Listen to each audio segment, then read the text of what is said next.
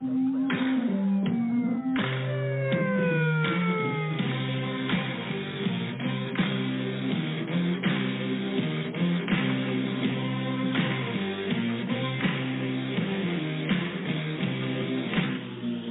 are listening to the voice of the frontline protector here at the Private Officer Beat Radio. Every week you'll hear breaking news, topics of training, information for the industry of security, public safety, and law enforcement. So strap in, hang on, we're about to speed off in this episode of the Private Officer Beat Radio.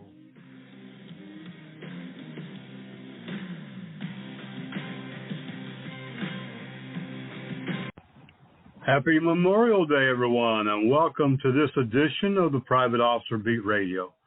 I'm your host, Rick McCann, and I'm glad that you are listening to this week's program because, boy, do we have a lot of things to discuss. Some exciting free training is coming up, and so much more happening as we move into the heat, the hot summer. June coming up, baby. Summer, beach, sunshine, fishing, and so much more. I'm really excited about the next half of 2022. And I have to be honest with you. There's been times when I wasn't sure if we were going to make it to this point of 2022 or even 2020, 2021. The last 2.5 years, we've been sharing all the good and bad, ups and downs together, people, and there's been a whole lot more bad than good, both from, the health standpoint, COVID-19, the economy, loss of jobs and wages, and so much more. But hopefully we can push that all behind us. Hey, it's Memorial Day, and I hope that you are living it up and enjoying it because we don't know. We don't know what tomorrow's going to bring. In this episode today, we will be talking a lot about how you can get involved in all of the various activities happening at Private Officer International. I said this last week on the program. We've been around for almost 20 years. We don't get all the recognition of a couple of the other associations. We don't get all the recognition in the newspaper. But 20 years, we've successfully helped many security officers, not only in the U.S., but across the world. We have members in several dozen countries, and we're contacted all the time by security and even law enforcement from a number of countries. And we're really happy about where we've been able to get to from that little startup back in so many years ago. 2002, when we really began putting it on paper and getting it all together, and we started off as the National Private Officers Association and changed the name to Private Officers International when we began getting so many requests from other countries to join the association. So we have accomplished a lot. If you want to get involved with one of our committees, or maybe you want to be a advisory board member, or maybe you want to own an armor school, or maybe you want to be an instructor, the point of contact for any request, any type of information is always going to be helpdesk@privateofficer.com. helpdesk@privateofficer.com. That is being monitored 24/7.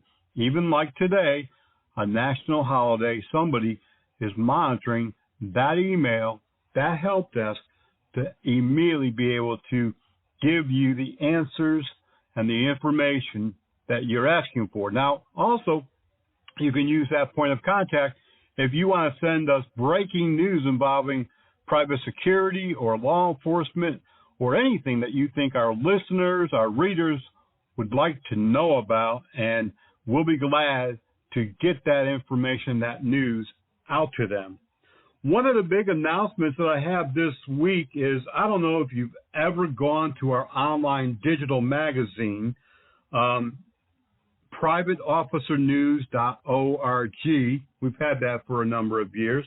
The format is about to change. We're going to have a number of guest writers bringing you stories and information and training about various topics. And we're going to be recruiting correspondents from different areas of the country who will also write about what's happening in the private security and law enforcement industry or business in their area. And the other exciting opportunity for you is that we're going to be putting together a program to help businesses related to private security to advance their training and their recognition and award programs through a number of initiatives, joint initiatives, where we're going to be able to help companies not only recruit better people, but to sustain, to be able to maintain those top-level people. This is actually something that we started a number of years ago with COVID and everything else that happened over the last 2.5 years. Some of that has dropped off, but I promise you this is an exciting opportunity for those of you who own security companies or who manage security companies. And we've even reached across the table to the major players, the major security companies, to also get involved, and we'll see what happens with that. Sadly, we have to talk about the elephant in the room, and I often try to delay the bad news until after I can talk about the good news. And the sad news and the bad news and the devastating news of this past week, of course, has been the shooting in Uvalde, Texas, at the school. Now, there's a lot of talk about what the police didn't do right and how they could have done better and, what went wrong there and so on and so forth. We're not going to talk about that because I don't have the true details. And, any type of large police presence or response is, oftentimes there's dozens and dozens of officers coming from many different departments. And until there's a staging location or there's a command center set up, it's kind of chaos. Organized chaos most of the time, but not always. And so I don't really know what happened in this situation, why there was a delay and so on and so forth. But I do know that police did go in and they did eliminate the threat. And thanks to the U.S. Border Patrol and their team, there were over 80 U.S. Border Patrol agents that responded. There was some heroics going on there, although the media is not putting that out there. A lot of things probably could have been done better, but we just don't know. Unfortunately, these situations are happening more and more, and so this past week, we went back here at POI, and we started looking at the number of security officers killed during a true active shooter incident. Now, there's a difference between an active shooter incident and a situation where somebody gets mad and he shoots and kills 1 or 2 people because of a conflict that's happened. If we were talking about the thousands and thousands of security officers that have been murdered on the job, I think that we would need a couple more hours, because when we went back to look at how many security officers were killed during a true active shooting, we began realizing how many security officers were really murdered year after year after year, most by gunfire. When I come back from this first break, we're going to break it down for you and talk about those private officers who gave their life, lost their life during an active shooter situation. You're listening to the Private Officer Beat Radio, a production of Blue Ram Media, and we got a lot of stuff happening that we cannot wait to get you involved over the next couple of months. When I come back, I'll also be talking about some really, really much needed training, and it'll all be absolutely free. We'll be right back.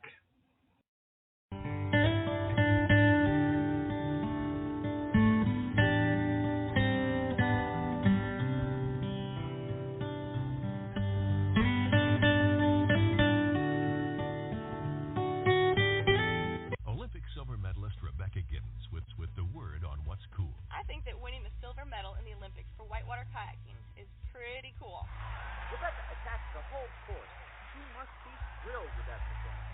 You know what else I think is cool? Your friends and family watching you on TV as you win an Olympic silver medal in Athens. Rebecca sure made her family proud today. But what I think is really cool is being in command of your boat. And that means always wearing a life jacket while canoeing or kayaking. It's a no-brainer. Life jackets save lives. Now that's cool. Oh, and while we're on the subject of what isn't cool, never boat under the influence of alcohol or drugs. That's just plain stupid. So be cool. Pick up. Slow down. Slow down and move over. And move over. When you see lights, Best. All reflectors. please, give us some room.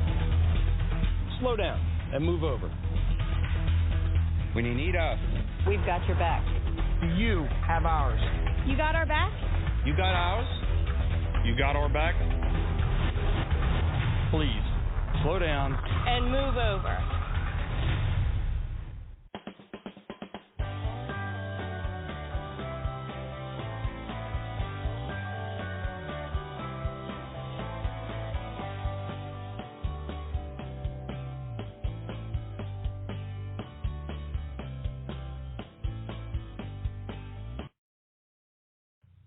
Doing drugs is like being on top of the world. Everyone says so. Everyone seems to be having one dandy old time. Hey, it's part of growing up. Or is it? Just think about this. Before you go and do something you've never done before, you just better know what you're jumping into.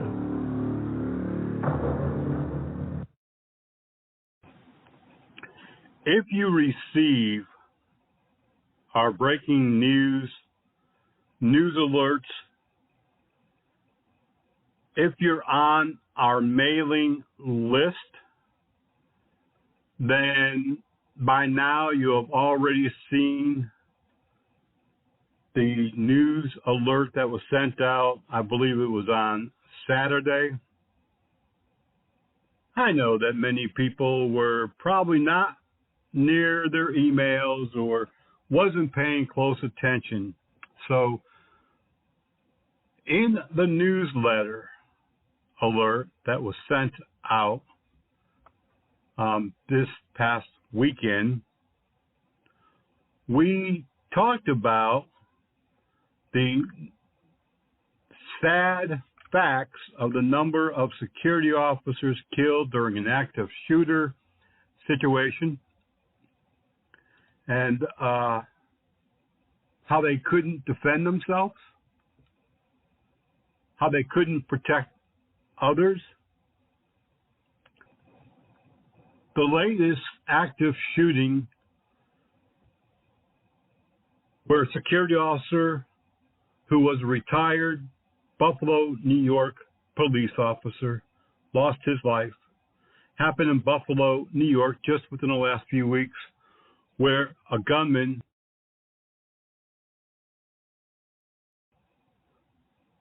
stormed a grocery store and killed people for no other reason than out of hate. The security officer tried to intervene, tried to stop the threat, but was murdered, gunned down. We remember the shooting, October of 2017 in Las Vegas at a country music festival called the Harvest Music Festival. 2 security officers lost their lives there. I don't think we even stop to give it much thought when we hear about an active shooter these days. It's not really registering as quickly or, it's become so commonplace. We're so used to it. It's not even affecting our mind or our soul in the manner that it should. After the school shooting this past week, we went and began researching our databases. And thank goodness that somebody, and I'm glad that it's us, to be honest, has kept a database of security officer injuries, assaults, deaths, and so many other areas that has to do with private security and private law enforcement. Going back to 2005, when we began really calculating and recording true statistical data, and up until today, May 30th, 2022, 39 security officers have been killed. 39 security officers have been killed in true active shootings. The majority of them were unarmed. We know of only, I believe it was 5 that we finally came up with. We looked at every incident, every security officer killed during an active shooter, and we only found 5 that were armed. 39 security officers murdered, slain, gunned down during an active shooter incident. 28 others critically wounded. There were others who were also injured, but these were critically. There's been 7 years since 2005 where at least 3 or more security officers were murdered during a true active shooter incident. And yet, there's been very little said about this. During the shooting in Las Vegas in 2017, the media picked it up because it was such a horrific shooting. There's been a couple other active shooting incidents, including the one in Buffalo. They spoke about this retired police officer murdered while working as a security officer. It was a high-profile shooting, and with this being a retired police officer, it put a little bit more emphasis on that shooting and him being a security officer. But honestly, many of the events that have happened since 2005 that have been classified as an active shooting garnered very little attention by the media by other security organizations or even the employers themselves. We went back and we began looking at where the bulk of these active shooters took place. Most of them happen at concerts, malls, retail stores, and nightclubs. But we know it can happen any place. There's no specific genre or business or city or state where an active shooter incident might occur.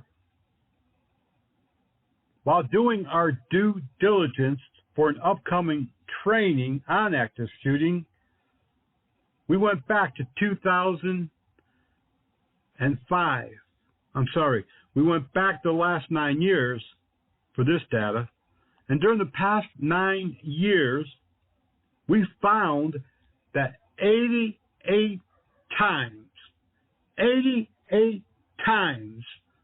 security, and this is just was publicized, that security officers called 911 screaming, shots fired, shots fired. We have an active shooter, multiple people are shot. There are dozens, and I can say unequivocally hundreds of other times where security officers, maybe I know it's even thousands, I'll throw that out there, thousands of times when security officers have had to call 911 about other shootings as well.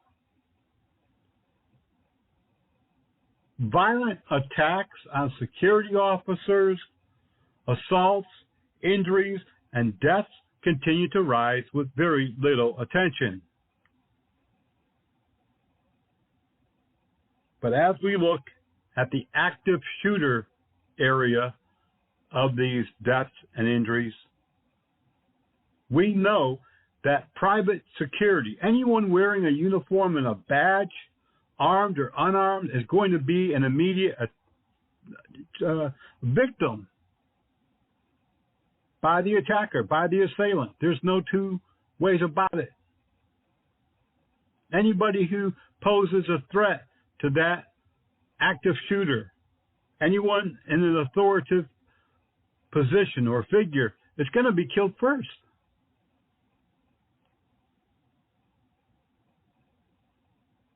I don't really understand, I guess I do, after all these years, but security companies, owners, managers, supervisors, they just don't want to give that frontline employee the training and the tools necessary to not only protect and defend themselves, but to protect others that the company's been hired to protect.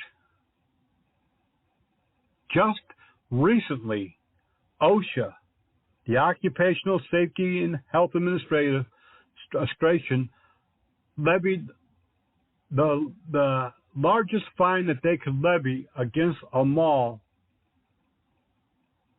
because the security officer tried to interrupt an active shooting and was murdered. And the security officer had no training on response to active shooter, did not have the right tools, did not have the right knowledge. And so OSHA, although they were limited really in what they could do, they did fine the security company because they failed to provide the basic training and tools to respond to such a call. And this is not the first time OSHA fined a security company owner about 5 years ago for not providing body armor, not training and not providing body armor. It's incumbent upon security companies, clients, owners to look at what the tools are that's needed to do the job and provide them with at least the bare basics before more security personnel are murdered, gunned down, slain, especially in these active shooter scenarios. Now, when I come back, I want to talk about this training that we're putting together that will be free to anyone and everyone. It doesn't matter if you work in security or not. It doesn't matter if you're a private officer, international member or not. We have something that is extremely necessary, and we're going to give it away for free. And if that means that, you know, we're giving away $100,000 of training, I hope so. We're not going to benefit from it. It's not a tax write-off for us. We're not going to, you know, recover any monetary for our efforts, but it's something, you know, we discussed right after the Texas school shooting, and we're going to do it. We'll be right back.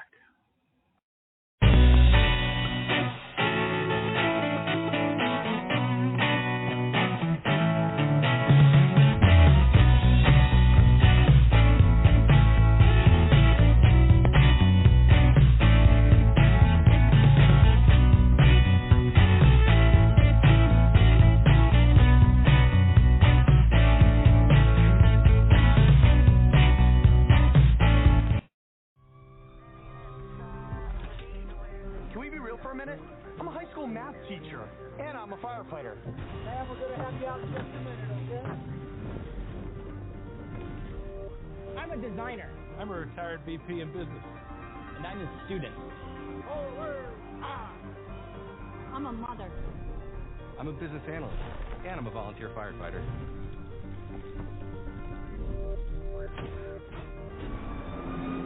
You thought we just fought fires? Firefighters get trained to do so many things.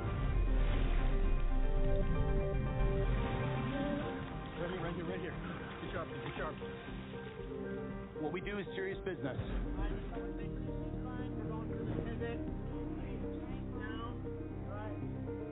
Three-quarters of the nation's first responders are volunteers. That includes here in Connecticut. And lately, it's been harder than ever, with fewer citizens volunteering. From teenage cadets like me to seasoned veterans like me. So what are you waiting for? You ready to make a difference? Ready to join our team? Your community needs you. We need you. Visit everydayheroct.org or stop by your local firehouse today and take the first step of joining your fire department. Do you know your ABCs? How about the ABCs of water safety? A is for active adult supervision. This means someone is always actively watching when a child is in the water. B is for multiple barriers. Your pool or spa should have multiple physical barriers at all times. C is for CPR classes. Even if you're not a parent, it's important to learn CPR. Water safety is everyone's responsibility. Why? Why take a chance? Why risk a mistake? Why say something? We all have reasons why we choose to ignore the things that give us pause, that seem out of place, that don't feel right. The word why can either paralyze us or empower us to stand up and protect what we love. So if you see something, why do you say something?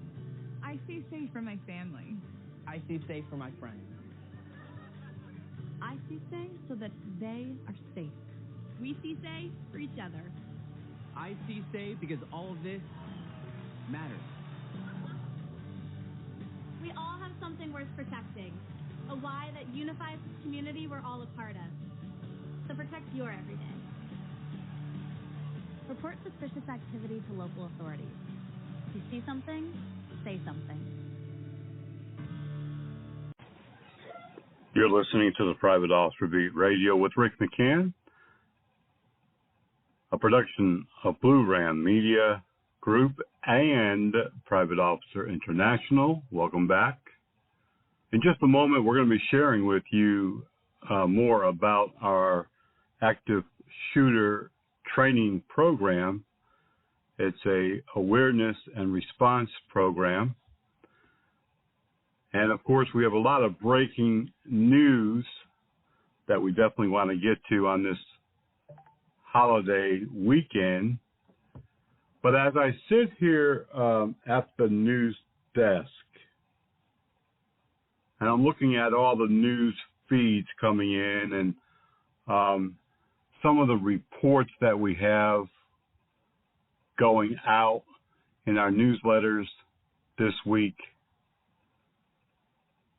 Here's one that I came across a number of days ago, last week actually. A Metro Special Police Officer in Washington, D.C. was gunned down. Special Police Officer Sean Miner, 33, of Forestville, Maryland, was on patrol at 12:23 in the morning. He responded to the 2500 block of Elvins Road Southeast to investigate the sound of gunshots, police say, although I don't know how they know this because the officer is deceased. Maybe he put out a radio call. I'm not sure. The D.C. Fire and EMS also responded to the scene. They located Officer Miner, who was already deceased. According to police, the block of Elvins Road where the shooting took place has been the scene of numerous violent acts in recent months. In January, police said 3 men suspected of being involved in the shooting were taken into custody. In December, another 25-year-old man was killed. Now, the unique aspect of being a special police officer, a private law enforcement officer in the District of Columbia, our nation's capital, Washington, D.C., is that those officers, which are essentially employees of a security company or a business, receive their authority, their police powers from the city, from Washington, D.C. itself. And anytime a private police officer in D.C. is involved in the use of force incident, or they're injured or killed in the line of duty, it is treated exactly the same way as if they were an employee of the Washington Metropolitan Police Department. So as soon as this murder happened, which has been the case 2 other times this past year or so, the Metropolitan Police Department immediately put up an award of $25,000 for anyone that provides information that leads to the arrest and conviction of the person or persons responsible for each homicide. It is also unique because they take the information, the tips through telephone and internet and text, and they have a special code for this particular one. Unfortunately, Washington, D.C., our nation's capital, is a very, very violent place. And I've been there, dozens of times, and I know some of the officers who have worked for both Washington, D.C., as well as private police officers. Now, last year, Angela Washington was gunned down while on duty, working as a private police officer. And this year, not too long ago actually, Jadon Bracey, 22, was arrested by the Regional Fugitive Task Force for her murder. This lady with a family was just doing what everyone else should be doing, and that's supporting her family, working. She was in full uniform. She was in the 3300 block of 10th Place Southeast. She was investigating, again, gunshots. The call went out over the radio. DC police responded for that backup. But unfortunately, when they got there, she was dead. A white Toyota Camry seen in the area with dark tinted windows. And it took a few months. This murder happened last year. But police finally made the arrest in March of this year.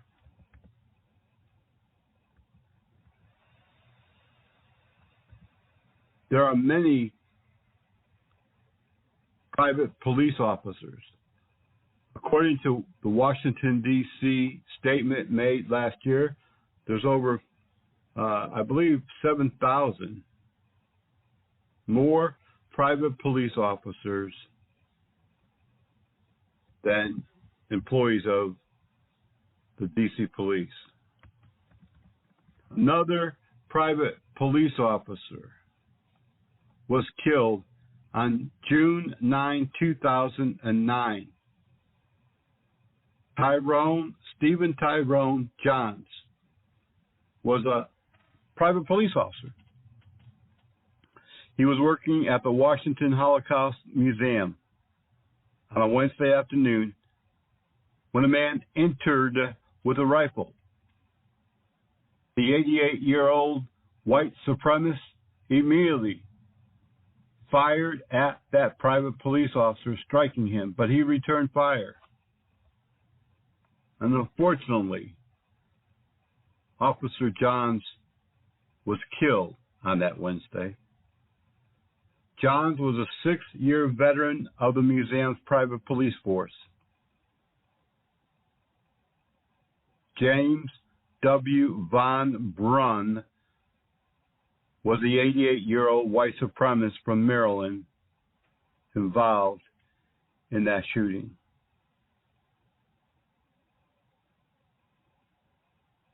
We have many private police officers across the country, and the only difference between them and those who work as security officers is the arrest authority, that they are sworn in to make bona fide police arrest, and that they are the arresting officer.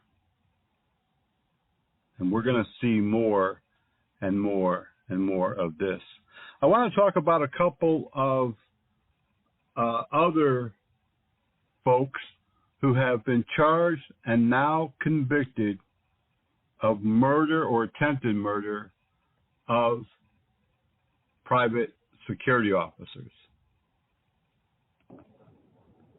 Henry Banks this past week was convicted in the first-degree murder of a security officer in Florida that took place more than 3 years ago. The suspect had entered the apartment complex and was told that he'd already been trespassed there, but decided to cross through the property anyways. He got into an altercation with the security officer and eventually shot and killed him. Police were able to take him into custody within a few hours. Another case, this one coming out of California, Redwood City, this past week, 54-year-old man who stabbed a security officer multiple times in the chest at a Redwood City grocery outlet store because he says the security officer was staring at him, has pled guilty to attempted voluntary manslaughter. Anthony Webb will receive 12 years in state prison. According to the police, Webb purchased a few items from the grocery outlet on Broadway in Redwood City and then approached a security officer, and as he was walking by him, turned around and began to stab him in the chest. The security officer was wearing plain clothes, so he was a loss prevention agent. How this man determined that the security officer was staring him down, it may have been in his head. Nonetheless, prosecutors say a store employee overheard Webb talking to himself before the incident and complaining about the security officer looking at him, saying that he was going to get him. Another guilty plea this past week. We don't have the complete details, but this has happened in Michigan. There was a murder of a security officer last year. A deal is on the table and is expected to be accepted this week. In the case, the suspect has agreed to plead what's called no contest, and that means he's not saying he's guilty, but he believes that the prosecution has enough evidence to win a case if it were to go to trial. So as soon as that gets announced, we'll release the rest of those details.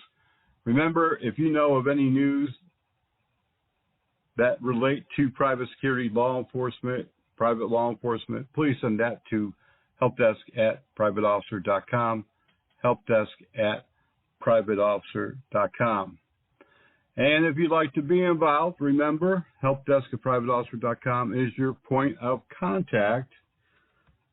If we need to call you, we will. If we need to respond to your email, of course, we will. We have people every day checking the emails, and we're very efficient, and we respond back. Now, the normal business standard of responding back to an email these days is 24 to 48 hours.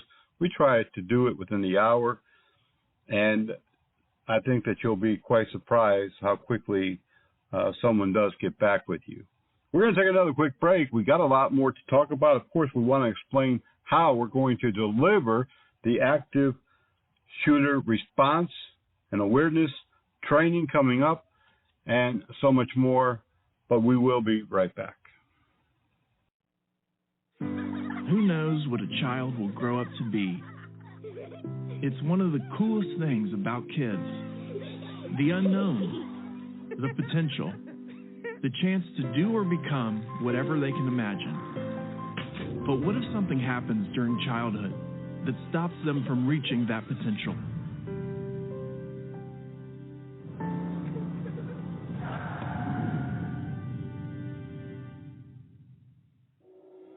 Did you know that preventable injuries are the #1 killer of children in the United States? And around the world, 1 child dies from a preventable injury every 30 seconds. But the important thing to remember about preventable injuries is that they're preventable. We can do something to stop them. Things to make sure kids get the chance to be creative and play. The chance to take chances and explore. The chance to fall down and get back up. Help us give your kids, and every kid, the chance to grow up, reach their potential, and become whatever they can imagine. Learn how at safekids.org. My sister Katie and I are bargain hunters. But my sister Kelly showed me an article that made me change a really bad habit. I used to buy bargain knockoffs on the street. You mean counterfeit merchandise? And this can lead to more Americans losing their jobs. So, no more buying fakes, right? Right, just honest bargain hunting. Counterfeits hurt, but you have the power to stop them.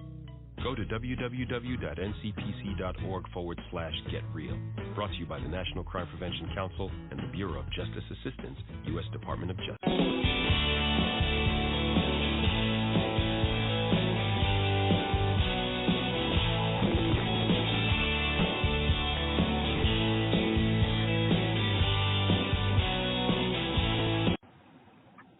Welcome back to the Private Officer Beat Radio. On this Memorial Day, I would be remiss if I did not recognize and salute our veterans today and every day, because without them, we know that we would not more than likely be here. They have put their lives on the line time and time again to protect our country, our nation, our people, our way of life. And I, for one, will always stand to salute those heroes. Every one of them deserves our highest praise and accolades. Memorial Day is a great time to spend with friends and family, do a little grilling out, maybe a dip in the pool or down at the beach. But let's not forget the true reason for this holiday and who we owe our freedom to. So from the bottom of my heart, thank you. If you're listening and you're a veteran, I salute you. I truly do. If you're listening to our radio program today, I want to remind each and every one of you to please update your email address with us at helpdesk@privateofficer.com. If you are a POI member, and of course, who wouldn't want to be, because there's so many benefits and just a great, great, great organization that is here to help you. But if you are a member of Private Officer International, please contact us at helpdesk@privateofficer.com to update your email address and your phone contact number. And if you haven't included your birthday, we don't care about the year. If you're 81, I'm not going to tell. Just the month and the day, month and day. Include that too, so that we can recognize you on your special day. We do have a lot of other breaking news, of course. Please go to our breaking news blog every day. We put fresh news there. Private Officer Breaking News.blogspot.com. You can also check out our Facebook.com/Private Officer International. And 24/7, find us on Twitter.com/Private Officer. We want to invite each and every one of you, once again, to get involved in this brand new streaming network that we are putting together. We're looking for people to work part-time. If you have any creative skills, video production skills, if you love to travel and you have a little camera knowledge, we need you. We got projects and we need camera folks. If you want to be involved on our committees, if you want to be involved in this virtual museum project that we're still working on, please contact us at helpdesk@privateofficer.com. And go to our website, 24/7, privateofficer.org. If you're not already a member, you can sign up right there.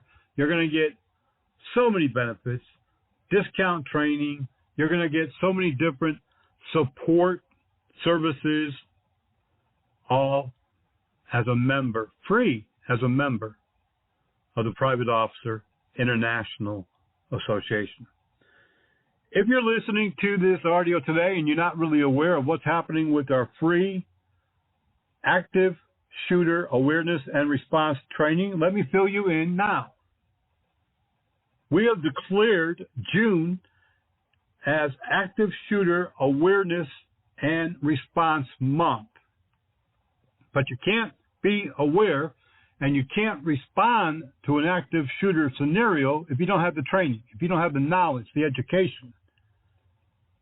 And so, although online is not the ultimate, not the best method of delivering such training, because I love to do the scenario aspect. And by the way, if your church or school or business would prefer that method, contact us at helpdesk@privateofficer.com. We'll travel any place in the country and Canada. We do a lot of church security training, a lot of weapons and use of force training for businesses. Contact helpdesk@privateofficer.com. The active shooter awareness and response training being offered free at no cost to anyone, whether you're a POI member or not. We sent out the news alert over the weekend. We will be sending out another one in the upcoming week. It will have a link for you to register your name and information. And the methodology, no, I haven't been drinking. The methods of delivering this training to you will be online in a secured classroom at armorcollege.org. And we will be doing it in 4 different modules. You'll get one module. You'll have a week to go through it. There will be videos, audio presentations, and lectures. The first one will be on awareness, education, training, preparation, and how to harden the target. We will then go to Module 2, and we'll be talking about response, a measured response, unarmed and armed. We'll also, in Module 3, talk about being a good assistant after the active shooter incident is over, helping with controlling people, access, vehicles, providing first aid if necessary, aiding police or EMS in any method possible. And Segment 4, Module 4, will be about aftercare, PTSD, talking with counselors and chaplains, getting it out. Don't hold it in. And just doing an after action. We will be doing that with you in the event that you are involved in such a situation. I will guarantee you that you're going to learn something from this training. I will guarantee you that if you put your heart, your time into this, it will make you more aware. It will make you knowledgeable as to what you should or shouldn't do in an active shooter scenario, and it will help you to be able to communicate and train others. Although this is not an instructor course, I certainly would not mind if you go train your neighbors, your church, your school, as long as you don't charge for it, because then that could be a problem. We do have instructor courses. If you want to be an instructor for us, contact where else? helpdesk@privateofficer.com. We're excited about this. We'll be delivering this whole program in the month of June, which is just a day or two away. So be looking for that next email blast.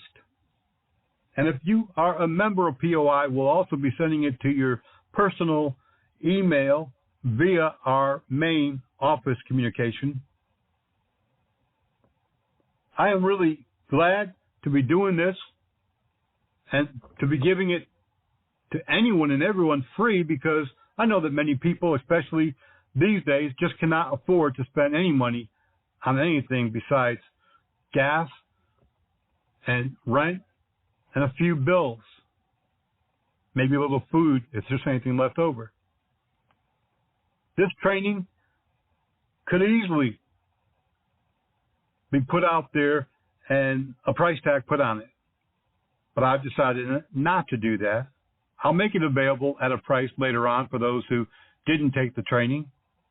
But just like with the Citizens Police Academy, we know many people benefited from that and will benefit from this training.